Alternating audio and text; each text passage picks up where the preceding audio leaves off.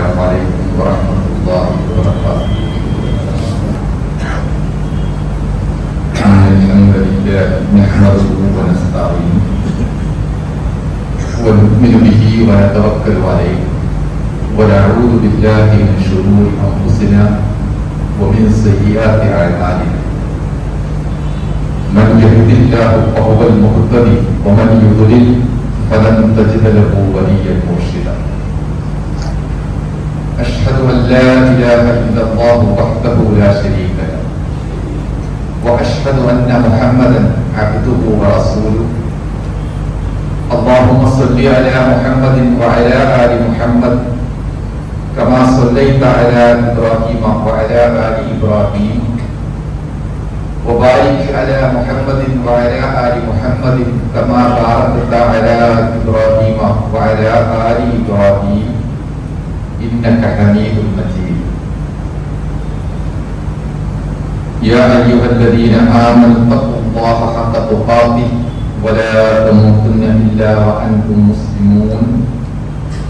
أعوذ بالله من الشيطان الرجيم. بسم الله الرحمن الرحيم. يا أيها الإنسان ما غرك بربك الكريم الذي خلقك فسواك فعدلك في أي سورة ما شاء ركبك.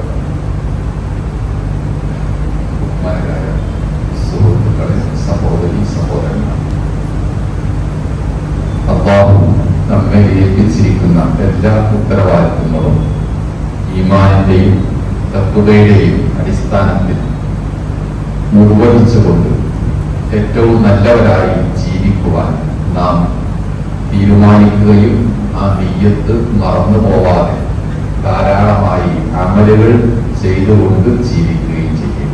അല്ലാഹു നമ്മെ എല്ലാം അനുഗ്രഹിക്കുമാറാകും. നമ്മുടെ ഈമാൻ സൂക്ഷിക്കുവാൻ, ഈ ലോകത്ത് നമ്മുടെ ദൗത്യം എന്താണെന്ന് ബോധ്യപ്പെടുവാൻ, അതിന്റെ അടിസ്ഥാനത്തിൽ ഈമാനികമായ ഇസ്ലാമികമായ ഒരു വ്യക്തിത്വം മരിക്കുന്നത് വരെയും നിലനിർത്തുവാനും ആവശ്യമായ ഒരു ചിന്ത, ഒരു സന്ദേശം ഇസ്ലാം മതം പഠിപ്പിക്കുന്നുണ്ട്. നമ്മുടെ ജീവിതത്തിൽ നാം അറിഞ്ഞിരിക്കേണ്ട 3 ബന്ധങ്ങളെ പറ്റി ഓർത്തുകൊണ്ട് ജീവിക്കുക എന്നതാണ്. ഒന്ന്, നമുക്ക് അല്ലാഹുവുമായുള്ള ബന്ധം, അൽ അലാഖത്തു ബില്ലാഹ്. രണ്ടാമത്തേത് ഈ പ്രപഞ്ചവുമായുള്ള ബന്ധം, അൽ അലാഖത്തു ബിൽ കൗൻ.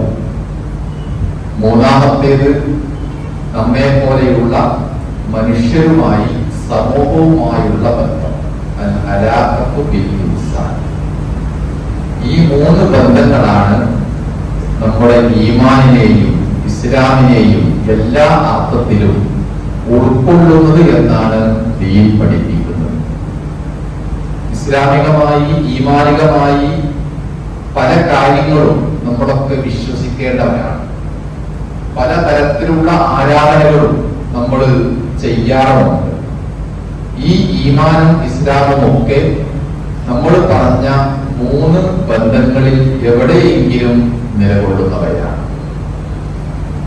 അതുകൊണ്ട് തന്നെ ഒരു മനുഷ്യൻ അവന്റെ ജീവിതാവസാനം വരെയും പൂർണ്ണ അർത്ഥത്തിലുള്ള മുസ്ലിം ആവണമെങ്കിൽ, അല്ലാഹുവിന് തന്നെ സ്വയം സമർപ്പിച്ചുകൊണ്ട് ജീവിക്കുവാൻ കഴിയണമെങ്കിൽ ഈ 3 ബന്ധങ്ങളെയും നന്നായി മനസ്സിലാക്കുകയും അതിനെപ്പറ്റിയുള്ള ബോധ്യം സൂക്ഷിക്കുകയും ചെയ്യണം എന്നാണ് ഖുർആൻ പറയുന്നത്. ഒന്നാമത്തേത് നാം പറഞ്ഞ പോലെ അല്ലാഹുവുമായുള്ള നമ്മുടെ ബന്ധം എങ്ങനെയായിരിക്കണം, എത്ര കണ്ട് ശക്തമായിരിക്കണം, അതിന്റെ നേട്ടങ്ങൾ എങ്ങനെയൊക്കെയാണ് ജീവിതത്തിൽ വരിക തുടങ്ങിയ കാര്യങ്ങളാണ് അല്ലാഹുവുമായുള്ള ബന്ധത്തിൽ പ്രധാനമായും മതം പഠിപ്പിക്കുന്നത്. മനുഷ്യൻ അടിസ്ഥാനപരമായി പഴച്ചു പോകുന്നതും അനാവശ്യമായ നാസ്തികവാദങ്ങളും അല്ലാഹുവിനോടുള്ള പോരാട്ടവും ഒക്കെ ആളുകൾ ഒരു അലങ്കാരമായി കൊണ്ടു നടക്കുന്നതും യഥാർത്ഥത്തിൽ അല്ലാഹുവിനെ പറ്റി വേണ്ട പോലെ മനസ്സിലാക്കിയില്ല എന്നതാണ്. ഖുർആൻ ആ കാര്യം മനുഷ്യനെ ആക്ഷേപിച്ചുകൊണ്ട് പറയുന്നുണ്ട്. അല്ലാഹുവിനെ കണക്കാക്കേണ്ടതുപോലെ മനസ്സിലാക്കേണ്ടതുപോലെ ആളുകൾ മനസ്സിലാക്കുന്നില്ല. അതുകൊണ്ടാണ് അല്ലാഹുവിൽ നിന്ന് തെന്നിപ്പോകുവാനുള്ള, അവൻ വേണ്ട എല്ലാം എനിക്ക് ഞാൻ തന്നെ ഉണ്ട് എന്ന അഹങ്കാരത്തിലേക്ക് മനുഷ്യന്റെ ബുദ്ധി പോകുവാനും കാരണം. അല്ലാഹുവിനെ മനസ്സിലാക്കുന്ന വിഷയത്തിൽ ഖുർആൻ ആവർത്തിച്ച് പറയുന്നത് അല്ലാഹുവിനെ പറ്റി ചിന്തിക്കുക എന്നുള്ളതല്ല.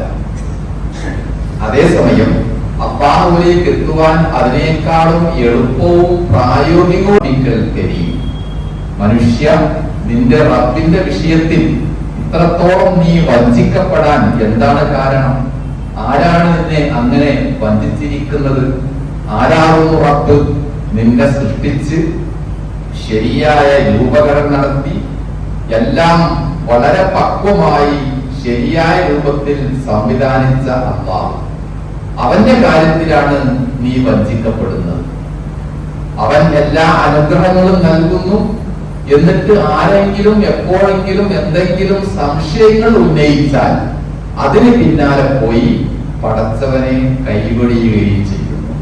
ഇവിടെയാണ് മനുഷ്യന്റെ എല്ലാ അബദ്ധങ്ങളും പറ്റുന്നത്. മനുഷ്യന്റെ മനസ്സിന് ധൈര്യം ലഭിക്കുവാൻ, ജീവിതത്തിൽ ഒരിക്കലും പതറിപ്പോവാതെ വളരെ ഉൾക്കരുത്തുള്ള മനസ്സുമായി ജീവിക്കുവാൻ അല്ലാഹു എന്ന ഈ ചിന്തക്ക് മാത്രമേ സാധിക്കുകയുള്ളൂ. ഒരു മനുഷ്യൻ എന്ന നിലക്ക് 100,000 ഐഡിയോളജി നമുക്കുണ്ടാവാം, കേൾക്കാം, പഠിക്കാം, ഗവേഷണം ചെയ്യാം. പക്ഷെ അവയൊന്നും നമ്മുടെ ജീവിതത്തിന് ഒരു വിജയവും നൽകുകയില്ല.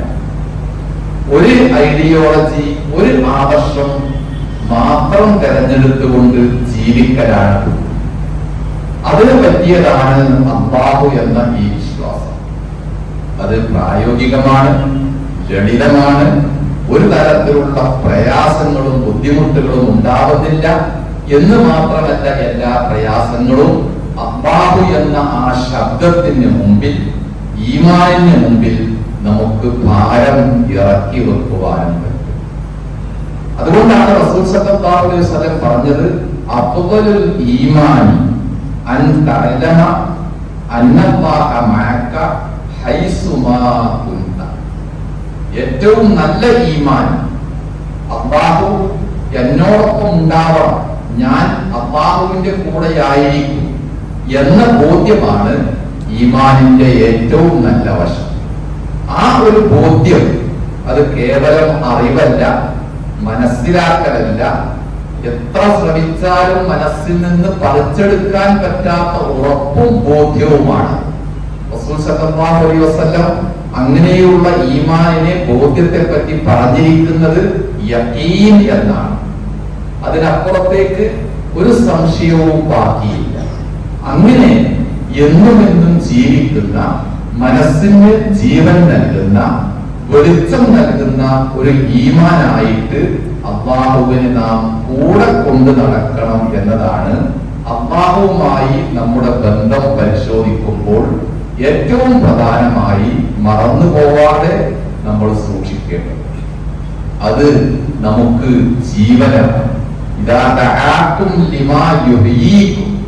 നിങ്ങൾക്ക് ജീവൻ നൽകുന്ന വിഷയത്തിലേക്കാണ് പടച്ചവൻ ക്ഷണിക്കുന്നത്. അല്ലാഹു എന്ന ഈമാൻ ജീവനാണ്. അത് സ്വയം പ്രവർത്തിച്ച് പുറത്തേക്ക് വന്നാൽ പുറത്തുള്ളതെല്ലാം ജീവനാകും, വെളിച്ചമുള്ളതാകും. നമ്മളത് തല്ലി തകർത്താലോ അത് നശിച്ചു പോവുകയും ചെയ്യും. കോഴിമുട്ട പോലെയാണ് വിരിയാനിരിക്കുന്ന കോഴിമുട്ട. അതിനകത്തൊരു ജീവനുണ്ട്.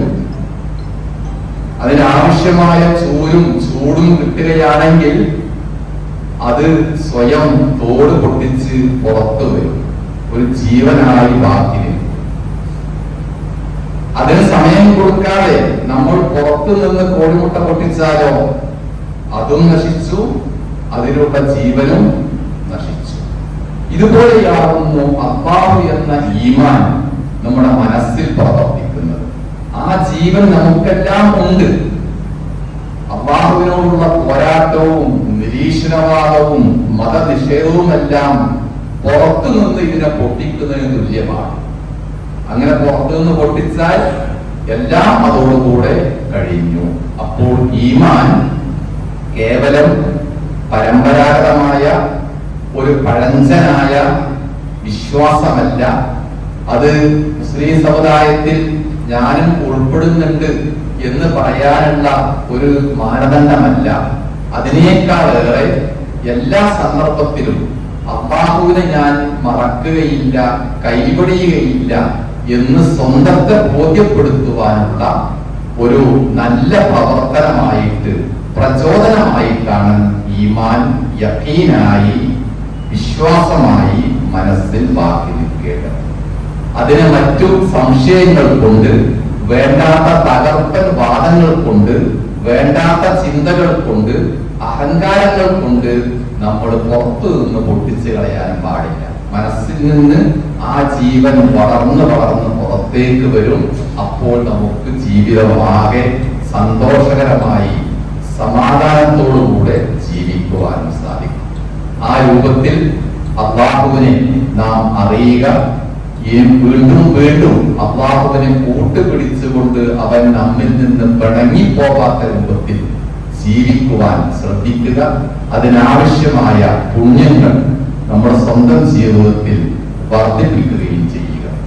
അല്ലാഹു നമ്മെല്ലാം അവന്റെ തൗഫീഖ് നൽകി വഴി തെറ്റിപ്പോകാതെ സിറാത്തുൽ മുസ്തഖീമിൽ ജീവിക്കുവാൻ അനുഗ്രഹിക്കുമാറാവട്ടെ. അൽഹംദുലില്ലാഹി റബ്ബിൽ ആലമീൻ والعاقبة للمتقين نصلي ونسلم على نبينا محمد وعلى آله وصحبه أجمعين. اتقوا الله حق تقاته ولا تموتن إلا وأنتم مسلمون.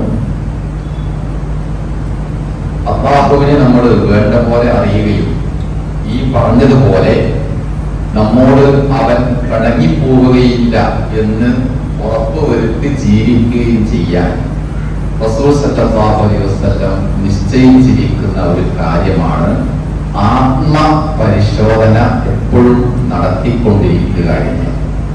മുഹാസബത്തുൻ നഫ്സ് എന്നാണ് ഹദീസുകളിലൊക്കെ കാണാൻ സാധിക്കുന്നത്. മറ്റൊരാൾക്ക് ഞാൻ ആരാണ്, ഞാൻ എങ്ങനെയാണ് എന്ന് വിലയിരുത്താനും അളന്ന് തിട്ടപ്പെടുത്താനും നമുക്ക് സമയം കൊടുക്കാൻ സാധിക്കും. മറ്റുള്ളവരുടെ അഭിപ്രായത്തിൽ നമുക്ക് തടഞ്ഞു നിൽക്കാൻ സാധിക്കും. എന്നാൽ അല്ലാഹുവിന് അതിനേക്കാളേറെ വേണ്ടത് നാം സ്വയം എല്ലാ സന്ദർഭത്തിലും നമ്മളെ പരിശോധിക്കുക, ആത്മപരിശോധന നടത്തുക. അങ്ങനെയാകുമ്പോൾ നമ്മൾ പറഞ്ഞ അല്ലാഹുവുമായുള്ള ബന്ധം വളരെ ലൈവായിട്ട്, സജീവമായിട്ട് ജീവിതത്തിൽ നിലനിർത്താൻ സാധിക്കും. ഈ ഒരു ജീവിതം മാത്രമാണ് നമുക്ക് ജീവിക്കുവാനുള്ളത്. പിന്നീട് മരണമാണ്. മരണം എന്നത് ജീവിതത്തിന്റെ വിപരീത പദമല്ല, ജീവിതത്തിന്റെ ഒരു ഭാഗം തന്നെയാണ്. അങ്ങനെയാണ് മരണത്തെ പഠിപ്പിക്കുന്നത്. അപ്പോൾ മരിക്കുന്നതിന് മുമ്പും മരിച്ചു കഴിഞ്ഞാലും തുടർന്നുകൊണ്ടേയിരിക്കുന്ന ഈ ജീവിതത്തിൽ ഏറ്റവും പ്രധാനമായി വഴിതെറ്റാതിരിക്കാനുള്ള കാര്യമായിട്ട് ആത്മപരിശോധന നിരന്തരം ഉണ്ടായിക്കൊണ്ടിരിക്കണം എന്നാണ് പറയുന്നത്. ഉമറുൽ ഫാറൂഖ് റളിയല്ലാഹു അൻഹു അതിന് പറയുന്ന ഒരു വഴിയും അദ്ദേഹം പറയുന്നു, നിങ്ങൾക്ക് കഴിഞ്ഞ ഏതോ കാലത്ത് സംഭവിച്ചിരിക്കുന്ന ഒരു അബദ്ധം, ആ അബദ്ധത്തിന്റെ പ്രതികാരമായിട്ട്, പ്രായശ്ചിത്തമായിട്ട് ഇപ്പോൾ ഇന്ന് നിങ്ങൾ നടത്തിക്കൊണ്ടിരിക്കുന്ന ഒരു പുണ്യം, ഒരു നന്മ, അതിനേക്കാളും അല്ലാഹുവിനെ ഓർത്തെടുക്കാൻ പറ്റിയ മറ്റു മാർഗമില്ലായിരുന്നു. നിങ്ങൾക്ക് കാര്യങ്ങൾ എളുപ്പത്തിൽ നേടാൻ, ഏത് കാര്യങ്ങളും അന്വേഷിച്ച് കണ്ടെത്തുവാൻ ഏറ്റവും നല്ല മാർഗമായിട്ടാണ് ഉമർ റളിയല്ലാഹു അൻഹു ആ കാര്യം പറയുന്നത്. നാം ജീവിതത്തിലേക്ക് ഒരൽപ്പം തിരിഞ്ഞു നോക്കുക. എവിടെയെങ്കിലും എന്തെങ്കിലുമായിട്ട് വലിയ വലിയ അബദ്ധങ്ങൾ, പോരായ്മകൾ സംഭവിച്ചിട്ടുണ്ടാകും. അത് പൊറുക്കപ്പെട്ടിരിക്കും. നമ്മുടെ ഉംറയിലൂടെ, ഹജ്ജിലൂടെ, നോമ്പിലൂടെ ഒക്കെ പൊറുക്കപ്പെട്ടിരിക്കും. എന്നാൽ പോലും ചീത്തയായ ആ സന്ദർഭം ഒരിക്കലും കൂടി നമ്മൾ ഓർത്താൽ വീണ്ടും വീണ്ടും മനസ്സ് കഥനമായി തീരും, കണ്ണീർ വീഴ്ത്താൻ തുടങ്ങും. അവിടെയാണ് ഒരു പുണ്യം ചെയ്യുവാനുള്ള താല്പര്യം നമുക്കുണ്ടാവുന്നത്. അങ്ങനെ എല്ലാ തിന്മകളും മായ്ക്കപ്പെട്ടാലും ആ തിന്മകൾ ഉണ്ടായല്ലോ എന്ന കുറ്റബോധം വീണ്ടും വീണ്ടും വരുമ്പോൾ അവിടെയൊക്കെ പകരം ഒരു പുണ്യം, ഒരു നന്മ, ഒരു അമലസ്വാലിഹാത്ത് ജനിക്കുകയാണ്. അതാണ് യഥാർത്ഥത്തിൽ ഈ മുഹാസബത്തുൻ നഫ്സിന്റെ ആത്മപരിശോധനയുടെയും വിചാരണയുടെയും ഭാഗമായിട്ട് ഉമർ റളിയല്ലാഹു അൻഹു പഠിപ്പിക്കുന്നത്. ഹസൻ റളിയല്ലാഹു അൻഹു മറ്റൊരു കാര്യം പറയുന്നുണ്ട്. ലാ യസാലുൽ അബ്ദു ബിഖൈരി മാ കാന ലഹു വാഹിദുൻ മിൻ നഫ്സി. ഒരു മനുഷ്യൻ നന്മയിലും പുണ്യത്തിലും തന്നെയായി പിടിവിട്ടു പോവുകയില്ല. എങ്ങനെയാണെങ്കിൽ അവന്റെ സ്വന്തം നഫ്സിൽ നിന്ന് ഒരു വാഹിദ്, ഒരു ഉപദേശകൻ കൂടെ ഉണ്ടാവുകയാണെങ്കിൽ. നമ്മുടെയൊക്കെ മനസ്സാക്ഷി നമ്മോടൊപ്പം തന്നെയുണ്ട്. അതാരും വീട്ടിൽ വെച്ച് വന്നിട്ടില്ല. ഈ മനസ്സാക്ഷി നമ്മുടെ ഒരു വാഹിദിന്റെ, ഉപദേശകന്റെ സ്ഥാനത്ത് നാം ചമയിക്കുകയാണെങ്കിൽ ആ ഉപദേശകൻ അഥവാ മനസ്സ് നിരന്തരം ഉപദേശിച്ചു കൊണ്ടിരിക്കും. അങ്ങനെയാണെങ്കിൽ മനുഷ്യൻ നന്മയിൽ തന്നെ മുന്നോട്ട് പോവാൻ സാധിക്കുമെന്നാണ്. ഉപദേശകരായിട്ട് നമുക്ക് ധാരാളം ആൾക്കാരുണ്ടാകും. വായു മതപണ്ഡിതന്മാർ വായത പറയാറുണ്ട്. സ്കൂളിലും മദ്രസയിലും ഉപദേശങ്ങൾ കേൾക്കാറുണ്ട്. പാപ്പയും ഉമ്മയും അതുപോലെ മുതിർന്നവരും ഒക്കെ ഉപദേശിക്കാറുണ്ട്. ഏറ്റവും നല്ല ഉപദേശി ആരാണ്? ഒരിക്കലും മറന്നു പോവാത്ത, മനസ്സിനെ സ്പർശിക്കുന്ന ഉപദേശി ആരാണ്? റസൂൽ ഉത്തരം നൽകുന്നത് ഒന്ന് മാത്രമാണ്. പുറത്തുള്ള ഉപദേശികളല്ല. മൗലവിയോ പാപ്പയോ അധ്യാപകനോ ഗുരുനാഥനോ ഒക്കെ ഉണ്ടായേക്കാമെങ്കിൽ ഏറ്റവും നല്ല ഉപദേശി നിങ്ങളുടെ സ്വന്തം മനസ്സ് തന്നെയാണ്. അതാണ് ഹസൻ റളിയല്ലാഹു എന്ന് പറയുന്നത്. മാ കാന ലഹു വാഹിദുൻ മിൻ നഫ്സിഹി. സ്വന്തത്തിൽ സ്വന്തം മനസ്സാക്ഷിയെ ഉപദേശിയായി കാണുന്നവർക്ക് ഒരിക്കലും അബദ്ധം സംഭവിക്കുകയില്ല, പിഴച്ചു പോവുകയില്ല. അവർ നന്മയിൽ തന്നെയായിരിക്കും ജ്വലിച്ചു കൊണ്ടിരിക്കുന്നത് എന്ന്. ഇതും നമുക്ക് ആത്മപരിശോധനക്ക് സഹായകമാണ്. ആത്മപരിശോധന നിരന്തരമാക്കുവാൻ നാം പറയുന്നത് ആദ്യം പറഞ്ഞ കാര്യം സ്ഥാപിക്കുവാനാണ്. അതായത് അല്ലാഹുവുമായുള്ള ബന്ധം ഉലഞ്ഞു പോവാതെ ഊഷ്മളമായി, വളരെ മധുരമായി എല്ലാ സന്ദർഭത്തിലും നിലനിർത്തുവാനാണ് യഥാർത്ഥത്തിൽ ഈ ബന്ധങ്ങൾ നമുക്ക് പ്രചോദനമാവുന്നത്. അതുകൊണ്ട് കഴിഞ്ഞു പോയ കാലത്തെ പറ്റി നമുക്ക് ദുഃഖിക്കാം, സങ്കടപ്പെടാം. എന്നാൽ അതിനേക്കാളേറെ പ്രധാനം വരാനിരിക്കുന്ന നാളുകളെ പറ്റിയുള്ള നമ്മുടെ പ്രതീക്ഷയാണ്, ശുഭാപ്തി വിശ്വാസമാണ്. അവിടെയാണ് അല്ലാഹു കൂട്ടിന് താങ്ങും തണലുമായി, ആശ്വാസമായി ഈ പറഞ്ഞ പോലെ ആത്മപരിശോധനയിലൂടെ നമ്മുടെ കൂടെ ഉണ്ടാവുന്നത്. അത് മറന്നു പോവാതെ നമ്മൾ ജീവിക്കുക. എപ്പോഴും പുണ്യം ചെയ്യുവാനുള്ള മനസ്സ് കരുതലോടുകൂടെ സൂക്ഷിച്ചുകൊണ്ട് മുന്നോട്ട് പോവുക. ഏത് കാര്യത്തിലും, എന്തിനും, ചെറുതിലും വലുതിലുമൊക്കെ മനസ്സാക്ഷിയോട് ഒരു അഭിപ്രായം ചോദിക്കുക. നന്മ നിരന്തരമായി അതിലൂടെ ബാക്കി നിൽക്കും. അല്ലാഹു നമ്മെ എല്ലാം അത്തരത്തിലുള്ള നല്ല മനസ്സുമായി, ചിന്തകളുമായി, അമലുകളുമായി ജീവിക്കുവാൻ തൗഫീഖ് നൽകി അനുഗ്രഹിക്കുമാറാവട്ടെ. നമ്മുടെ സ്വതക്കകളും മറ്റു പുണ്യങ്ങളും നമസ്കാരവും ആരാധനയും ഒക്കെ അതിന്റെ 10 മടങ്ങ് പ്രതിഫലത്തോടുകൂടി റബ്ബേ നീ ഞങ്ങളിൽ നിന്നും സ്വീകരിച്ച് അനുഗ്രഹിക്കണം. നമ്മുടെ മാതാപിതാക്കൾക്കും അതുപോലെ മരിച്ചുപോയ മറ്റു സഹോദരി സഹോദരന്മാർ പടച്ചവൻ മഹത്വം നൽകി അനുഗ്രഹിക്കുമാറാകട്ടെ. പ്രയാസങ്ങളുള്ള, രോഗങ്ങളും മറ്റു ബുദ്ധിമുട്ടുകളുമുള്ള എല്ലാവരെയും പടച്ചവനെ ശിവ നൽകി ആരോഗ്യത്തിലേക്ക് തിരിച്ചു വരാൻ തൗഫീഖ് നൽകി അനുഗ്രഹിക്കുകയാണ്. اللهم اغفر للمؤمنين والمؤمنات والمسلمين والمسلمات الأحياء منهم والأموات. اللهم ربنا تقبل منا دعاءنا إنك أنت السميع العليم. اللهم دمر إسرائيل يا رب العالمين. اللهم أهلكهم يا رب العالمين. اللهم انصر عبادك المستضعفين يا أرحم الراحمين. ربنا آتنا في الدنيا حسنة وفي الآخرة حسنة وقنا عذاب